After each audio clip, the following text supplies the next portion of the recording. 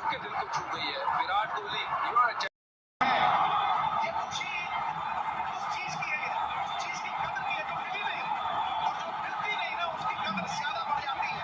अहमियत देखिए, विराट कोहली जैसा दिग्गज आइकॉन, आंखें झलकती हुई खुशी से, नम आंखें, ये ऐसा इतिहास है जो मुझे लगता है दुर्लभ है। बहुत से लोगों को ये देखने को नहीं मिलेगा। क्या कितने छक्के मार लीजिए, अब पछतावे क्या हो गए जब चिड़िया चुग गई खेल। हाँ, फैसला होने तक हार कैसे मान लूं जब अभी जीता नहीं, मैं अभी हारा नहीं, लेकिन विराट कोहली जीत गए हैं। इतिहास इनके आगे झुक गया है।